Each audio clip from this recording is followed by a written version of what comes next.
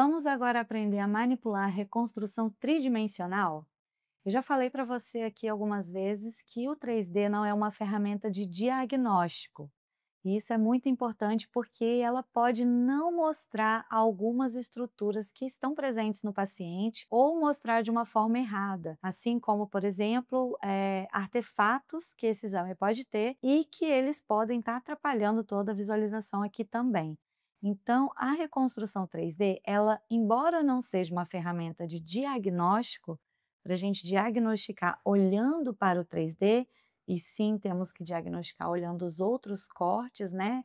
Axial, coronal, sagital, mas o 3D é uma excelente ferramenta de venda e de visualização para quem ainda não tem tanta experiência com a tomografia assim. Então, se você quer mostrar aí para o seu paciente, ou se você está fazendo um laudo para um colega dentista, você pode usar o 3D como uma ferramenta para você mostrar as alterações que estão acontecendo ali com aquele paciente. Então eu quero agora te mostrar como esse 3D funciona. Para isso, eu estou aqui no meu layout comum, no intuito de te mostrar melhor, eu posso ou dar um Enter aqui no teclado e ele vai ficar grandão, ou se eu ainda quiser visualizar os outros cortes, a gente pode vir aqui em Alterar Layout e colocar esse layout aqui que o 3D é grandão. Então, eu vou manter esse aqui para ainda dar uma olhada aqui nos outros cortes. Primeira coisa é a movimentação do 3D, tá? Eu posso movimentar ele clicando com o indicador do mouse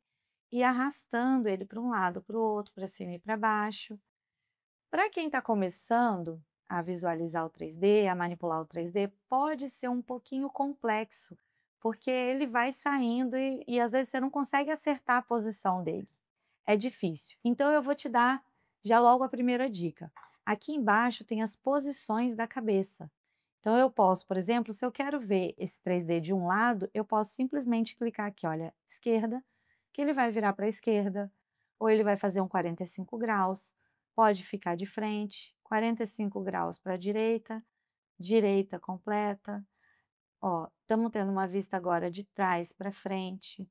Estamos vendo agora de baixo para cima, olha aqui a base da mandíbula, e de cima para baixo, embora a gente ainda esteja vendo a mandíbula, porque as estruturas da maxila, né, elas são mais espaçadas e não está tão opacificado esse 3D. Então, eu vou colocar ele aqui, olha, numa visão de 45 graus, e aí eu posso dar uma ajustada. Se sem querer eu subir ele um pouquinho, e não era isso que eu queria, eu posso vir nesse último botãozinho aqui da cabeça, onde eu posso simplesmente, olha, girar esse paciente. Então vamos supor, vou clicar aqui no botãozinho de 45 graus, e esse daqui ele permanece selecionado. Então toda vez que eu tentar movimentar, ele vai movimentar só girando. Se eu remover, quando eu tentar movimentar, ele vai movimentar para todos os lados. Então vamos supor que eu consegui aqui um posicionamento legal, só que ele está muito para baixo. Eu posso clicar aqui no último botãozinho e só girar ele um pouco mais para cima. Isso facilita, deixa a navegação aqui no 3D às vezes um pouco mais rápida, a gente consegue trabalhar com um pouco mais de agilidade, né, nesse 3D. Seguindo adiante, nós temos aqui a coloração VR. A coloração VR são presets de filtros, né, de formas como esse 3D foi planejado. Então aqui a gente tem o teeth, que é o dente, né, onde a gente está vendo a imagem com um pouco mais de transparência para ver todos os dentes. Então a gente consegue observar, por exemplo, aqui, olha só, esse molar incluso, né, porque eu tenho transparência do tecido ósseo. Mas eu posso colocar aqui, por exemplo, esse daqui que é o bone, que ele vai mostrar mais osso. Mas repare que ele ficou bem brancão, né? Tá um pouco falhado. Não gostei muito da estética dele. Vamos seguir adiante. O próximo é o MIP, que ele faz como se fosse uma radiografia, um volume aí, né? Uma radiografia com o volume da tomografia. O próximo é o tecido mole, onde ele vai mostrar aqui, olha, toda a parte de tecido mole do paciente. Se a gente colocar aqui lateralmente, a gente vai ver o lábio que foi recortado pela aquisição tomográfica, tá? Então aqui, ó, o lábio foi um pouquinho recortado, mas a gente consegue ver aqui, né, um pouquinho do lábio. Aqui olhando por cima, olha, a gente vê toda a parte de seio, cavidade nasal e por aí vai. Temos ainda o soft tissue 2, que é o tecido mole também, mas de uma outra forma. E aí vamos voltar aqui para o dente. Então estamos aqui no dente, vou botar ele de frente. Eu tenho a possibilidade de descer aqui, olha, na setinha e mostrar, olha, opacidade, diminuir e aumentar, brilho, então olha, ele vai ficar um pouco mais avermelhado ou ele vai ficar um pouco mais esbranquiçado, e o contraste, que ele vai dar mais contraste, vai ficar um amarelo muito amarelão, ou ele vai dar menos contraste. Tá? E aí você pode ir trabalhando da forma que você quiser por aqui. E aí, ah, meu Deus, quero voltar ao que era antes. Vem aqui nesse botãozinho de redefinir, que ele vai redefinir o filtro que estava aqui. Mas a gente ainda tem uma outra ferramenta interessante, que é a Coloring, que nada mais é do que abrir um gráfico para você trabalhar com essa imagem aqui. Eu acho muito interessante essa ferramenta e quando você for abrir essa ferramenta para explorar as possibilidades, eu já te aconselho a abrir agora de cara configuração padrão. Clica aqui em configuração padrão e ele vai nos entregar aqui mais opções de coisas que vão ser importantes aqui na frente. Então já deixa a configuração padrão aberta aqui e agora o que a gente vai fazer é o seguinte: eu vou, por exemplo, olha só, pegar no primeiro quadradinho da minha janela de gráfico e olha só, aumentar. O que que aconteceu? Eu fui para a parte de tecido mole. A cor tá escura, né? Tá um vermelho, meio preto, mas eu aumentei a quantidade de tecido mole desse paciente. Eu posso diminuir a quantidade de tecido mole, mas não quero diminuir muito, porque eu quero bastante tecido ósseo desse paciente. Eu posso vir agora depois e trabalhar um pouco mais desse tecido, ó. Aí eu vou aumentando aqui, não quero muito, porque já começa a aparecer a imagem que eu não quero. Mas eu vou fazer o quê? Olha só, eu posso vir aqui e subir um pouquinho para eu dar um pouco mais de opacidade para esse paciente. Então, olha só, posso vir aqui, olha, e ir dando opacidade para o meu paciente. Então, repara que agora eu já não enxergo mais aquele dente incluso que estava aqui. Por quê? Porque eu dei bastante opacidade, porque eu quero ver osso. Então, dependendo do que você precisa enxergar na tomografia, se você quer ver a integridade óssea, né, se você quer ver como é que está tudo aqui, você pode aumentar essa opacidade, aumentando, olha, trazendo esses quadradinhos aqui para cima. E aqui aumentando a quantidade de tecido mole ou diminuindo. Então aqui, olha, eu dei bastante opacidade, mas a imagem está meio avermelhada ainda, não gostei. E a gente vai trabalhar a cor dessa imagem aqui em cima, ó. Posso jogar o primeiro quadradinho um pouco para o lado, olha só. Se eu jogar ele muito para cá, ele pode, olha, inverter ou avermelhar. Se eu jogo esse vermelho para frente, eu já dou uma amarelada maior nessa imagem. Aqui, olha, amarelo ainda mais, mas não, eu quero jogar um pouco mais de branco aqui, né, para dar um brilho. Olha, a gente vai trabalhando da forma que a gente quiser. Eu posso ainda, olha, colocar aqui em aplicar sombreado. Olha só como ele vai dar um aspecto um pouco mais de realista para essa imagem. Eu gostei de como ele ficou bastante para quando eu quero avaliar tecido ósseo, olha só que legal. Eu estou vendo bem aqui os forames, tudo que a gente quiser ver mesmo com definição, detalhe ósseo, é bom a gente colocar, aplicar esse sombreado, aumentar aqui esses quadradinhos para aumentar, né, a opacidade e talvez trabalhar aqui um pouquinho na quantidade de tecido ósseo que está aparecendo e ir trabalhando as cores. Eu sei que é muita informação, mas é legal você ir testando, mas esses três segredinhos são trabalhar a quantidade de tecido aqui nesse primeiro pontinho, trabalhar aqui nesses outros a opacidade, trazendo para cima, trabalhar as cores aqui, e se você quiser aplicar um sombreado. Aí eu gostei muito dessa imagem. Por que que a gente abriu ali, né, aquela partezinha? Por que que eu falei com você que era importante abrir ali? Porque eu posso guardar esse padrão que eu fiz. Então eu vou colocar em guardar como, vou dar um nome para ele, vou botar osso e dou um ok. Ele vai entrar como osso.